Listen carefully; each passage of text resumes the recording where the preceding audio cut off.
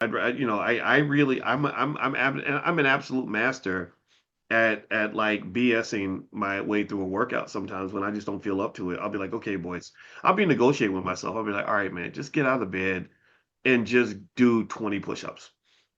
Right, like or something, right? Just something simple. Or just let's just you don't feel like running. Okay, let's walk. Let's walk fast.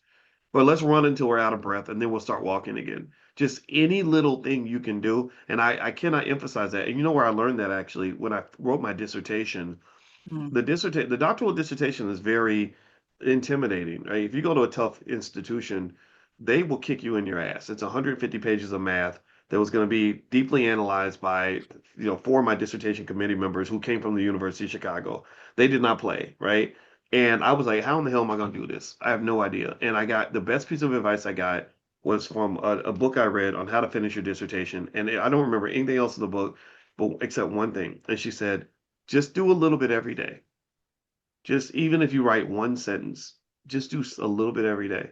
And that's why I was like, okay, well, I'll just do a little bit every day. I won't be intimidated. I'll just do one, I'll write two sentences and then I'm gonna quit. Whatever. And I did that. And next thing you know, it was done in 6 months. So what I would say to everybody here, my little 2 cents, and please forgive me if I'm overstepping or I sound preachy. Um, Whatever it is you want to do, just do a little bit every day. Form the habit. When you form the habit, you have no idea how important habit formation is in you growing into the person that you want to be, having the life you want to have, all these things. Micah, do you have something you want to add to that? Yeah, absolutely. I completely agree with you.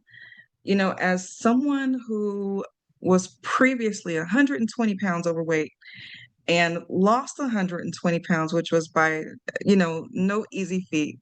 Um, I did not do that being like the strongest person with the strongest mindset and recording on Instagram and doing all of the exercise and stuff.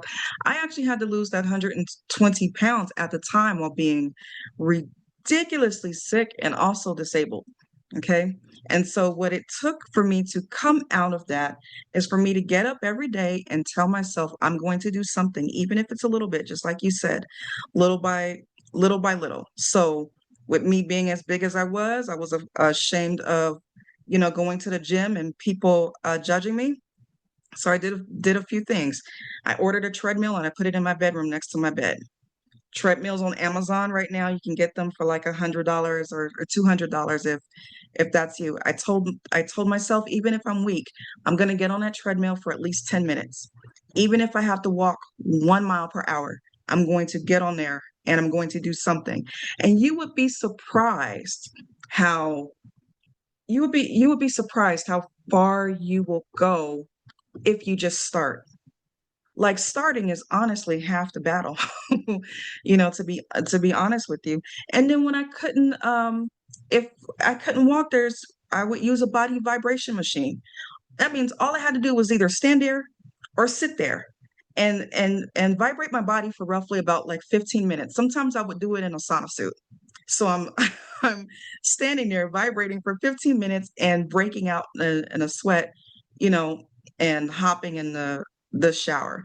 So doing those things, not being the most athletic person on the earth, but just keeping the mindset of like I'm gonna do it no matter what. I'm gonna be determined because the thing is, it's like my choices are lose this 120 pounds and live to see another 2 years, or be scheduled to be out of here in a year and a half, right? Mm, So, wow. um,